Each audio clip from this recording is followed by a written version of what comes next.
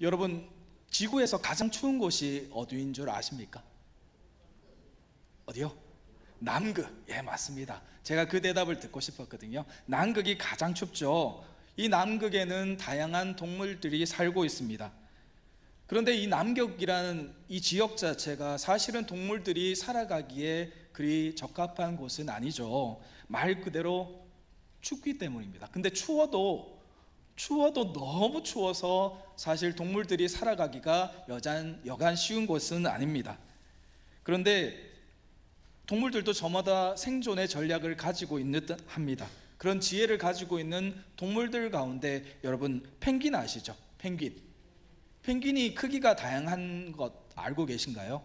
작은 펭귄은 한 요만한 펭귄부터 큰 것은 거의 사람 덩치만한 펭귄들도 있습니다. 혹시 화면 준비되어 있나요? 네, 저 앞에 있는 펭귄인데요. 네, 작은 거는 새끼고 큰 거는 큰 펭귄인데, 저 펭귄의 이름이 황제 펭귄이라고 합니다. 왜 저 펭귄을 제가 보여드리냐 하면, 사실은 남극 가운데서도 가장 깊은 내륙에 사는 펭귄이 바로 우리 황제 펭귄입니다. 이 황제 펭귄이 왜 다른 곳은 마다하고 추운 남극 중에서도 가장 깊은 내륙에서 살고 있을까요? 그것은 말 그대로 천적을 피하기 위함입니다. 천적을 피해서 자신들이 생존하기 위해서 추운 곳을 마다하지 않고 그들은 남극에서 생존하고 있는 것이죠. 그런데 조금 전에 말씀드렸다시피 남극이 춥기는 추운데 추워도 너무 춥습니다. 그래서 이 펭귄들도 추위를 참 잘 이기는 동물이긴 하지만 너무 춥다 보니 사실은 이 사람들도 나름대로의 생존의 법칙이 있습니다. 어떻게 생존할 수 있을까요? 바로 허들링이라는 방법을 통해서 생존하고 있는데요. 또 다른 사진이 하나 있습니다. 네, 저기 보니까 새끼들은 중간에 모여 있고 나머지 큰 펭귄들이 둘러싸고 있는데요. 여러분, 모기양 기억나시나요? 예전에 저희가 많이 썼던 이렇게 동글동글 있는 모기양, 펭귄들이 사실은 그 모양으로 이렇게 펭귄들이 함께 모여 있습니다. 그래서 추위, 겉에서 부는 바람을 겉에 있는 펭귄들이 막아주는 겁니다. 그리고 일정 시간이 지나면 안에 있는 펭귄과 밖에 있는 펭귄들이 서로 교체를 하면서 서로의 체온을 통해서 자신들이 추위를 이겨내는 방법을 가지고 있다라고 합니다. 서로의 체온으로 지켜주자 황제 펭귄이 머무는 남극, 가장 척박한 내륙은 오히려 천적의 위험도 없고 새끼들을 안전하게 지킬 수 있는 천의 요새가 되었습니다. 바로 그들이 연합하고 함께 할 수 있었기 때문에 살아갈 수 있었던 거죠. 오늘 출애굽기 17장 말씀을 보면 이스라엘 민족 앞에 큰 위험이 닥쳐옵니다.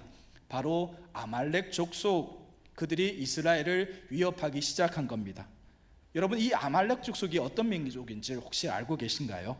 사실은 이 아말렉 족속은 이스라엘 민족과 형제였습니다. 누구냐면 바로 야곱의 형이었던 에서의 후손이기 때문이죠. 이들은 처음에는 야곱의 후손인 이스라엘 민족과 아주 잘 지냈습니다. 야곱의 가족들이 요셉을 따라서 애굽에 들어간 후까지, 그 전까지는 너무나 잘 지냈는데 그때 애굽에 같이 따라가지 않았어요. 그리고 가나안 남쪽에 그들은 따로 거주하게 됩니다. 그러다가 이스라엘 민족이 출애굽하는 이 시기에 가나안으로 이스라엘 민족이 가고 있는데 이때 문제가 터집니다. 과거의 형제였던 조상들의 친분을 쌍그리 잊어버리고 가나안으로 힘들고 어려운 발걸음을 하고 있는 이스라엘 민족들을 마치 하이에나가 습격하듯이 그들을 위협하고 또 약탈하고 사람들을 죽이고 괴롭히게 되는 것이죠. 이에 이스라엘 민족들은 결국에는 아말렉과 르비딤에서 전쟁에 임하게 됩니다. 오늘 말씀이 바로 이 전쟁에 대한 이야기입니다. 오늘 말씀을 보니 결과가 나와 있죠. 13절의 말씀을 보니까 바로 이스라엘 백성들이 아말렉과 싸워서 이겼다라는 그러한 결과가 나옵니다. 여러분, 누구나 마찬가지지만 전쟁을 하는 이유가 뭘까요? 지기 위해서 전쟁을 할까요? 이기기 위해서 할까요? 이기기 위해서 하는 것이 바로 전쟁 말씀입니다. 지는 싸움을 해서는 안 되겠죠. 눈앞에 보더라도 내가 싸우면 100%질 거야 하면 어떻게 해야 되죠? 피해야 되죠. 도망가야 됩니다. 네, 맞습니다. 1대 100 싸우면 누가 이기겠습니까? 100이 이기겠죠. 그럴 때는 잽싸게 도망가야 하는 것이 맞습니다. 그런데 오늘 말씀해 보니 이스라엘 백성들이 이겼습니다. 오늘 우리는 우리에게 주신 말씀을 통해서 이스라엘 민족이 이 전쟁에서 승리한 이유를 한번 알아보려고 합니다. 즉 어떻게 해야 승리할 수 있었는가, 이스라엘 민족이 이길 수 있는 승리의 조건이 무엇인지 함께 살펴보고 은혜를 나누겠습니다. 첫 번째, 이스라엘 민족이 과연 무엇을 함으로 이 전쟁에서 승리할 수 있었을까요? 승리한 이유가 도대체 무엇일까요? 그것은 바로 이스라엘 민족의 첫 번째 승리의 조건은 순종에 있습니다. 한번 따라해 볼까요? 순종. 네, 르비딤에서 아말렉 족속과 전쟁에 임박했을 때 이스라엘의 지도자였던 모세는 여호수아에게 이렇게 이야기합니다. 10절 말씀입니다. 10절 말씀 화면에 한번 띄워주시겠습니까? 한번 같이 읽어보도록 하겠습니다. 시작. 여호수아가 모세의 말대로 행하여 아말렉과 싸우고 모세와 아론과 훌은 산꼭대기에 올라가서. 아멘. 여호수아의 행동이 여기에 쓰여 있죠. 여호수아가 모세의 말대로 행하여 아말렉과 싸우고 라고 되어 있습니다. 여러분, 여호수아가 모세의 말에 어떻게 하였습니까? 순종하였습니다. 여호수아는 모세의 말에 한치의 머뭇거림도 없이 즉각 순종하여 나가서 싸움에 임합니다. 성경에 보면 수많은 믿음의 사람들이 말씀에 즉각적으로 순종하는 모습이 있는 것을 우리는 쉽게 볼 수가 있습니다. 여호수아도 마찬가지죠. 그런데 오늘 말씀에서 여호수아가 보여준 모습은 사실은요, 조금만 생각해 보면 그리 쉬운 일이 아닙니다. 말씀에는 굉장히 간단하죠. 모세의 말에 여호수아는 예 하고 순종해서 나가서 싸웠다라고 이런 짧은 글로 되어 있지만, 사실은 왜 이것이 대단한 일인지, 그것은 바로 이스라엘 민족이 전쟁을 한 첫 번째 싸움이 바로 이 전쟁이라는 거예요. 그 이유는 지금까지 출애굽한 이후에 이스라엘 백성들은 제대로 된 전쟁을 해본 적이 없습니다. 결국 이스라엘 백성들은 경험이 없는 전쟁에 임하고 있다라는 것이죠. 여러분, 훈련된 군사들이 많은 군대하고 훈련되지 않은, 처음으로 한 번도 싸워보지 않은 군대하고 싸우면 누가 이길까요? 훈련이 잘 된 군대가 분명히 이기게 될 겁니다. 아말렉 족속은 지금까지 많은 전쟁을 경험하였고, 그리고 이스라엘 백성들을 많이 약탈했고 여러 가지 싸움 해본 경험들이 있습니다. 그런데 이스라엘 백성들은 지금까지 애굽에서 노예 생활만 했을 뿐 그들은 전쟁의 경험이 전혀 없었던 겁니다. 그런 이스라엘 백성이 전쟁을 해야 됩니다. 무기 있었을까요? 없었을까요? 없었습니다. 제대로 된 무기도 없었습니다. 그저 모세의 말에 그들이 한 일이라고는 예 알겠습니다 라고 순종하며 나간 것밖에 없다라는 거죠. 여러분, 제대로 된 군대가 있었던 것도 아니고 싸움 준비가 된 것도, 좋은 무기가 있었던 것도 아니었습니다. 결국 이 아말렉과의 전쟁에서는 급조된 이스라엘의 군대가 그들과 싸우러 나갔다라는 것이죠. 이 싸움이라는 게 동네 아이들과 싸움과는 조금 다르죠. 왜 목숨을 걸어야 하는 전쟁이기 때문이죠. 서로 칼로 상대방을 죽여야 하고, 그리고 죽지 않기 위해서 서로 창으로 찔러야 하는 그러한 것이 바로 전쟁이었습니다. 또 싸움의 결과에 따라서 우리 민족의 앞날이 결정되는 거죠. 만약에 싸움에 지게 되면 우리 가족과 우리 민족이 멸망당할 수도 있는 아주 중요한 일입니다. 그리고 싸움이라는 것은 실전이 중요합니다. 싸움을 많이 해본 사람하고 싸움을 한 번도 해보지 않은 사람하고 누가 이길까요? 당연히 싸움을 많이 해본 사람이 어떻게 하면 피하고 어떻게 하면 찔러야 하는지를 너무나 잘 알겠죠. 실전 경험이 아주 중요합니다. 실전 경험이 부족한 군대가 실전 경험이 풍부한 군대와 싸우면 당연히 실전 경험이 부족한 군대가 지기 마련인데, 이런 싸움의 상황이라면 일반적으로 봤을 때 싸움을 피하는 게 상책이겠죠. 모세가 이렇게 결정하였다 하여도 그때 당시 군대를 이끌고 있던 여호수아의 입장에서는 한 번만 다시 한번 생각해 보시는 것이 어떻겠습니까? 라고 조언하는 것이 일반적인 상황이었을 겁니다. 그런데 여호수아와 이스라엘 백성들은 모세의 명령에 한치도 어긋남 없이 조금도 망설임 없이 어떻게 해요? 순종합니다.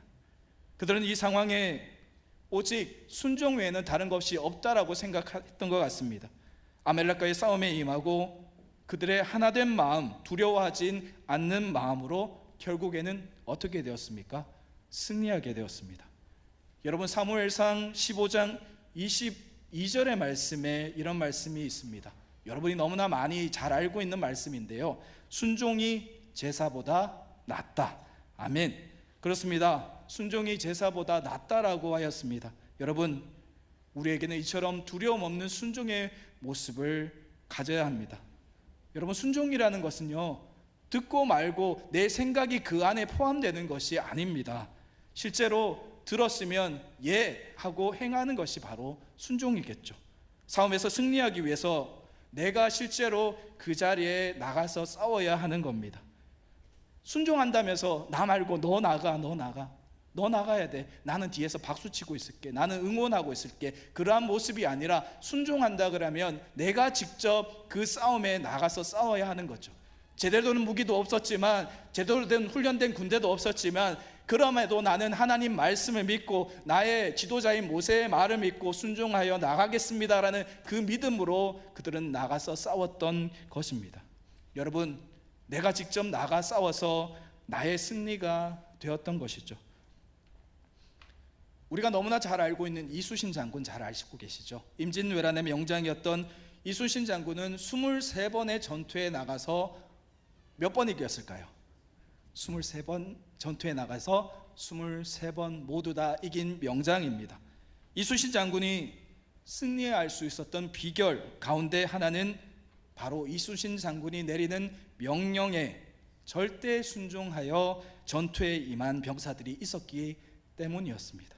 전장 가운데서 이순신 장군의 명령에 죽음을 각오하고 싸웠던 한 사람 한 사람이 있었기 때문에 바로 이순신 장군의 군대가 승리할 수 있었던 것이죠.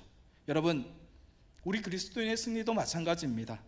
하나님의 주신 말씀을 따라서 두려움 없이 즉시 순종하며 주님과 함께 전진해 나갈 때 비로소 우리는 세상에서 승리할 수가 있는 것입니다. 사랑하는 여러분, 저와 여러분들도 이처럼 바로 하나님의 말씀에 순종하면서 믿음의 싸움을 하면서 하나님의 강한 군사 될 수 있기를 주님의 이름으로 축복합니다. 두 번째, 이스라엘 민족이 승리할 수 있었던 승리의 조건, 그 승리의 비결은 바로 연합함입니다. 따라해 볼까요? 연합함. 네, 좋습니다. 연합이라는 것을 사전에 찾아보면 이렇게 되어 있습니다. 둘 이상의 사람이나 집단이 합하여 하나의 조직체를 만듦. 그리고 연합하다라는 것을 사전에 찾아보면 이렇게 되어 있죠. 뭉쳐 하나의 조직체를 이루다입니다. 옛말에 배측장도 맞들면 낫다라는 말이 있죠. 그 이야기는 작은 것도 함께하면 훨씬 좋은 결과를 얻을 수 있다라는 그러한 의미입니다. 이스라엘과 아말렉의 싸움에서 바로 이 연합함이 있었습니다. 10절 말씀을 다시 한번 볼까요? 10절 말씀입니다. 제가 한번 읽어보겠습니다. 여호수아가 모세의 말대로 행하여 아말렉과 싸우고 모세와 아론과 훌은 산꼭대기에 올라가서 아멘.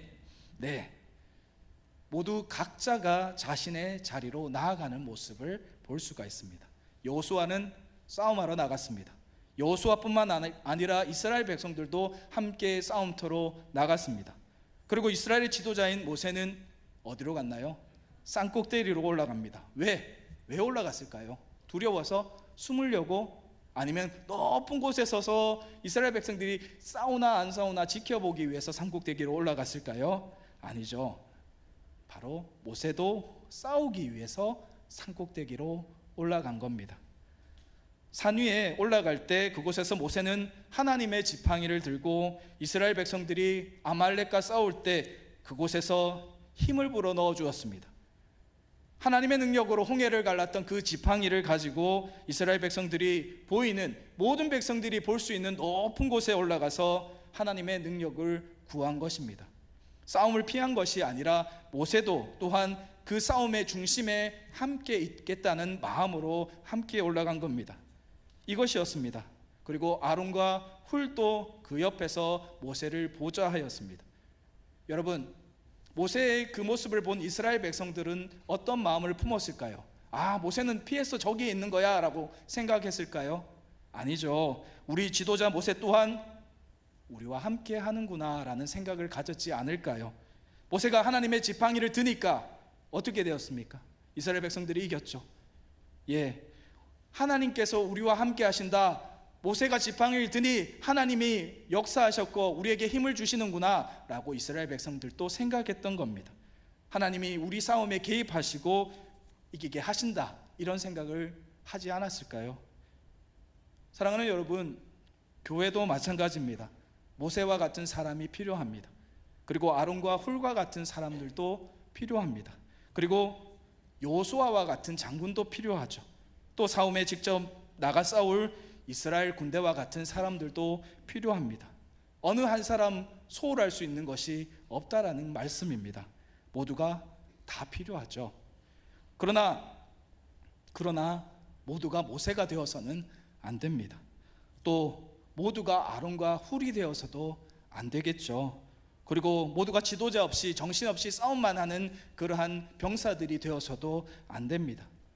각자의 자리가 있습니다. 각자의 위치가 있습니다. 그리고 각자에게 주신 사명들도 분명히 있습니다. 여러분, 그것을 잘 완수하는 것을 가리켜서 연합이라고 이야기할 수 있는 것이죠. 내가 모든 것을 다 할 수는 없습니다. 분명히 내가 받은 달란트도 있고 내가 받은 위치도 있고 내가 받은 사명도 있기 때문에 내가 있는 그 자리를 지키는 것이 바로 연합입니다. 내가 있어야 할 곳, 내가 할 일에 집중하고 그 일을 미루지 않고 충실하게 이행하는 것, 그것이 바로 연합이죠. 여러분, 연합함은 혼자서 이룰 수가 없습니다. 아무리 뛰어난 인재라 하여도, 아무리 뛰어난 팔방미인이 있다고 하여도 하나님께서는 혼자가 아닌 우리 모두가 함께 연합하길 원하고 계시기 때문입니다. 미국 캘리포니아 서부에 세케이아 국립공원이라는 곳이 있죠. 사진 한번 띄워주시겠어요? 네, 저 바로 저곳입니다. 와, 나무 어떠세요? 멋있죠? 저렇게 나무가 쭉쭉 뻗은 나무가 바로 세케이아 나무인데, 저 세케이아 나무를 보호하기 위해서 국립공원으로 지정했다고 합니다. 이 세케이아 나무는 하늘로 쭉 뻗어서 생김새도 매우 훌륭하고 장대하게 자랍니다. 이 공원에서 가장 큰 나무가 있는데 그 큰 나무는 높이가 83m가 됩니다. 83m. 그리고 너비도 10m가 넘는다고 하죠. 굉장히 큰 나무입니다. 그리고 1층을 3m라고 생각하면 약 28층 높이가 될 정도로 높이 자라는 나무가 바로 저 나무인데요. 저 나무 한 그루를 이렇게 벌목을 해서 목재로 사용하게 되면 일반적인 주택을 지을 때 들어가는 양의 20채에서 40채를 지을 수 있는 양이 저 한 나무에서 나온다고 합니다. 이 쇠케이아 나무에는 독특한 특징이 하나 있는데요. 저렇게 높게 길게 자라면 어디에 취약한 줄 아십니까? 바람에 취약해요. 태풍이 불고 나면 쉽게 넘어가거든요. 꼿꼿하게 서 있으니 태풍이 불면 잘 부러질 수도 있는데, 특이한 것이 이 쇠케이아 나무는 사실은 바람에 매우 강하다는 특성을 가지고 있죠. 뿌리가 뽑히는 일이 거의 없다고 합니다. 학자들이 이 세케이아 나무의 강인함을 연구한 결과 비결은 바로 뿌리에 있다라는 사실을 알게 되었습니다. 세케이아 나무들이 뿌리를 아주 깊은 곳까지 내린다고 해요. 그리고 또 다른 특징이 하나 있는데, 그것은 바로 서로 그 뿌리가 연결된다는 거예요. 만약에 공원에 100그루의 세케이아 나무가 있다면 한 그루도 빠짐없이 서로 뿌리로 연결되어 있어서, 그래서 그 뿌리가 쉽게 뽑히지 않고 나무가 쉽게 넘어가지 않는다라는 거죠. 결국 이 뿌리들과의 연합이 있어서 더 잘 자라고 더 튼튼하게, 그리고 더 멋지게 이 나무들이 자라날 수 있었다라고 합니다. 사랑하는 여러분, 우리 성도들도 이렇게 깊은 곳에서부터의 연합함이 있어야 합니다. 서로 마음을 열고 신뢰해야 하지만 형식적인 연합이 아닌 진정한 연합의 관계가 되어야 합니다. 우리 성도 한 사람 한 사람이 있지만 모두가 연합해야지만, 모두가 연결되어야지만 그것이 든든한 온전한 교회가 될 수 있다라는 말씀이죠. 때로는 이런 생각이 들 수도 있습니다. 야, 나 혼자인데 괜찮아, 나만 빠지면 어때? 라는 생각이 들 수도 있겠죠. 여러분, 이렇게 되면 어떻게 될까요? 싸움에서 이길 수 있을까요? 질까요? 한 사람이라면 문제가 없겠죠. 100명 중에 한 사람만 이런 생각을 한다면 그럴 수도 있죠. 하지만 그 수가 한 사람이 아니라 모두 비슷한 생각을 가지고 있다면, 나 혼자는 괜찮아, 나는 빠져도 괜찮을 거야 라고 생각을 가진다면 과연 승리할 수 있을까요? 맞습니다. 승리할 수 없습니다. 이것은 싸움의 자리에 누구도 나서지 않는 것과 같은 겁니다. 서로가 신뢰하고 연합할 때 비로소 고난이 와도 서로 의지하고 버틸 수 있는 돈독한 믿음의 관계가 형성될 수 있는 것입니다. 사랑하는 여러분, 연합하시기를 축복합니다. 이 교회가 진정으로 연합할 때, 그리고 진정으로 믿음으로 함께 나아갈 때 어떠한 것도 우리를 시험에 들게 하지 않을 줄로 믿습니다. 비로소 우리는 그 가운데서 승리할 수 있을 줄로 믿습니다. 사랑하는 저와 여러분들이 꼭 연합하셔서 결국에는 하나님으로 인해서 승리할 수 있었습니다 고백할 수 있는 그러한 모든 사람들이 될 수 있기를 주님의 이름으로 축복합니다. 마지막인데요, 이스라엘 백성들이 승리할 수 있었던 승리의 조건 세 번째는 바로 하나님의 도우심이 있었다는 겁니다.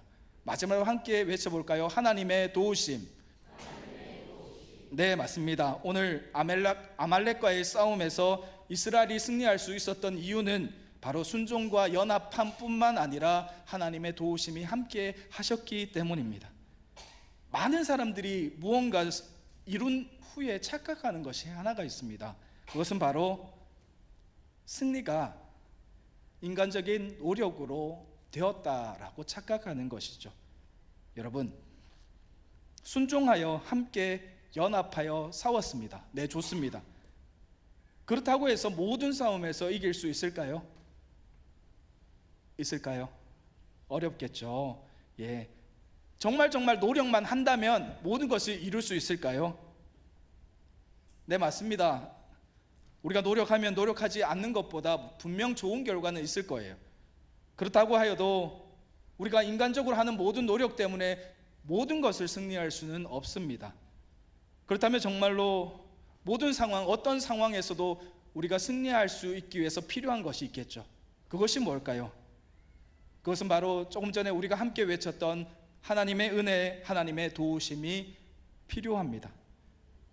여러분, 모든 것이 다 갖춰졌다고 해도 하나님께서 우리를 외면하시면 우리는 승리할 수 없는 거겠지만, 모든 것이 다 갖추어지지 않았다고 하여도 하나님이 함께 하시면 우리는 승리할 수가 있습니다. 오늘 11절 말씀 함께 볼까요? 11절 말씀입니다. 네, 11절 말씀 함께 보도록 하겠습니다. 시작. 모세가 손을 들면 이스라엘이 이기고 손을 내리면 아말렉이 이기더니. 아멘. 네, 맞습니다. 모세가 손을 드니 누가 이겼죠? 이스라엘이 이겼습니다. 반대로 손을 내리니 누가 네, 아말렉이 이기죠. 맞습니다. 그런데요, 여러분, 모세가 손을 들고 내렸고 누가 한 거죠? 모세가 한 겁니다. 하지만 누구의 능력인가요? 하나님의 능력이죠. 모세가 손을 들었다고 해도 그 행위만으로 이겼다는 것은 말이 안 되는 거죠. 그렇죠. 모세가 지팡이를 들었다는 것은 모세가 인간 역사에 함께 하시는, 임재하시는 하나님을 전적으로 신뢰하였다라는 그 신뢰의 표시인 겁니다. 사실은 하나님의 능력으로 이기게 해 주시옵소서라는 바로 그러한 모습인 거죠. 하나님을 전적으로 신뢰하고 의지할 수 있었던 모세의 모습을 우리가 그걸 통해서 볼 수 있었던 겁니다. 모세는 아말렉과의 싸움을 위해서 여호수아에게 인간적으로 할 수 있는 그 준비를 맡깁니다. 전쟁에 임하라, 인간적으로 할 수 있는 준비를 맡김과 동시에 하나님께 전적으로 의지하는 모습을 보여줍니다. 모세가 산 위에서 하나님의 지팡이를 든 이 행동을 성경학자들이 여러 가지로 풀어서 해석한 장면이 있어요. 기도했다, 아니면 신비적인 행동을 그 안에서 했다, 아니면 전쟁의 깃발을 들고 있었다, 이런 이야기를 성경학자들이 하는 건데 그건 중요하지 않습니다. 사실은 오늘 우리가 읽은 본문에서는 굉장히 짧게 언급할 뿐입니다.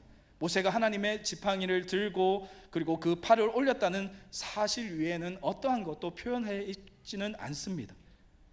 그런데 이 이후의 모습이 중요합니다. 모세는 아말렉과의 전쟁 이후에 여호와 니시, 바로 여호와는 나의 깃발이다 라는 뜻을 가진 단을 샀고 하나님께 영광을 올려드립니다.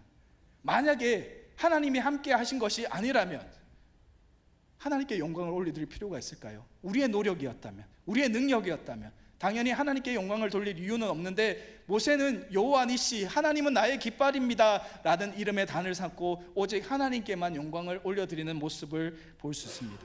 결국 이것은 승리를 베푸신 하나님께 확신과 감사를 올려드리는 모습을 모세와 이스라엘 백성들이 하고 있다라는 겁니다. 오늘 본문 16절을 보겠습니다. 제가 말씀을 읽어드립니다. 이르되 여호와께서 맹세하시기를 여호와가 아말렉과 더불어 대대로 싸우리라 하셨다 하였더라. 아멘. 이렇게 언급한 것은 아말렉과 싸운 분이 바로 누구? 하나님이라는 사실을 분명히 말씀하고 있는 것입니다. 그러므로 모세의 손을 든 이 행동은 하나님께서 이 전쟁에 직접 개입하셨음을 알려주고 있는 말씀입니다. 여러분, 이스라엘 민족이 오늘 승리할 수 있었던 비결은 세 가지로 말씀드렸습니다. 첫 번째 순종함, 두 번째 연합함, 세 번째 하나님의 도우심이라고 말씀을 드렸습니다. 이 시대를 살아가고 있는 우리도 마찬가지로 이러한 순종과 연합함, 그리고 무엇보다 하나님의 도우심이 필요합니다. 승리의 조건, 이것을 우리는 이제 알았습니다. 하지만 아는 것만으로 우리는 승리할 수가 없습니다. 그러면 어찌해야 될까요? 어찌해야 할까요? 바로 승리의 조건을 알게 되었다면 이제는 실천해야겠죠. 실행해 나가야 합니다. 우리가 스스로 온전히 이것을 실천할 때 비로소 우리는 그때 승리의 기쁨을 맛볼 수 있게 될 것입니다.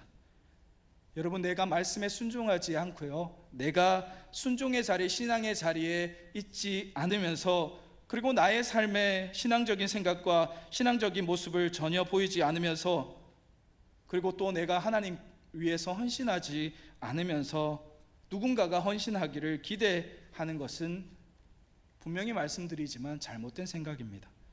그리고 연합하지 않는 것도 마찬가지예요. 나 혼자만 편하겠다, 내 생각은 다른 사람과 생각과 다르다는 이유만으로 그들과 연합하지 않는다면 여러분, 그 빈자리 처음에는 별것 아닐 수도 있습니다. 하지만 그 한 사람의 빈자리로 인해서 결국 돌이킬 수 없는 결과를 가져올 수 있다는 사실을 우리는 분명히 기억해야 합니다. 나 한 사람은 괜찮을까요? 괜찮을까요? 아니요. 그 마음이 한 사람이 아니라 10사람이라면, 20사람, 30명이 그런 생각을 가진다면 상상이 되세요? 연합할 수가 없다라는 거죠. 이제 마지막 사진 한번 띄워주시겠습니까? 네, 미국 샌프란시스코에 있는 금문교입니다. 너무나 유명한 다리죠. 이 금문교는 세계 최초의 현수교인데요, 빨간색으로 칠했던 저 아름다움과 웅장함으로 굉장히 유명합니다. 6차선 도로로 되어 있다고 해요. 그리고 이 길고 육중한 다리를 붙드는 힘은 저 위에 보이는 저 철선으로 이어져 있습니다. 저 철선으로 다리를 떠받치고 있다라고 생각하면 됩니다. 그런데 여러분 아시나요? 저 철선이 사실은 하나의 철선이 아니라는 사실을요. 저 철선은 바로 철사들의 연합함, 함께함에 있습니다. 227m 높이의 주탑에 매여 있는 1m가 약간 넘는다고 해요. 하지만 자세히 보면 저기에는 철사 27,572개의 가닥이 함께 들어서 꼬여 있다라고 합니다. 저 한 가닥을 빼서 이렇게 꺾어보면요, 쉽게 꺾인다고 해요. 그래서 조금만 움직이면 바로 끊어질 수 있는 그것이 바로 저 철사의 가닥입니다. 하지만 저 철사들이 27,000가닥이 함께 모여서 힘을 내니 어마어마한 무게를 떠받들 수 있는 아주 힘센 철사들이 되었다라는 것이죠. 사랑하는 여러분, 우리 한 사람 한 사람은 힘이 없고 연약할 수밖에 없습니다. 어찌 보면 제대로 할 수 있는 일이 부족할 수도 있습니다. 그러나 우리가 함께 연합한다면, 우리가 함께 할 수 있다면, 우리가 함께 할 수 있는 일들이 너무나 많이 있을 겁니다. 나 한 사람은 괜찮겠지라는 생각 말고, 아무것도 할 수 없는 나이지만, 능력 없는 나이지만 그래도 나라도 함께 힘을 보태야지라는 생각, 그 연합함이 있을 때 누가 일하실까요? 하나님께서 일하신다는 거죠.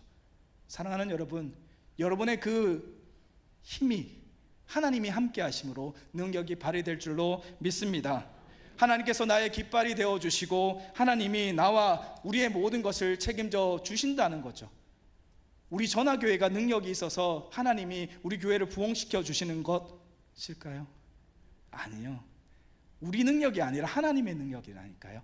우리는 하나님께 우리가 함께 하겠습니다 고백하고 함께함으로 나가면 그만이라니까요. 그 다음에는 누가? 하나님께서 우리에게 능력을 부어주실 줄 믿습니다. 사랑하는 여러분, 우리 말씀에 순종하는 교회, 연합하는 교회가 되면 부흥 누가 시켜주실까요? 하나님께서 시켜주실 줄 믿습니다. 바로 하나님이 우리의 능력이 되실 줄 믿습니다. 여러분, 우리 모두 교회의 일꾼이 되시기를 축복합니다.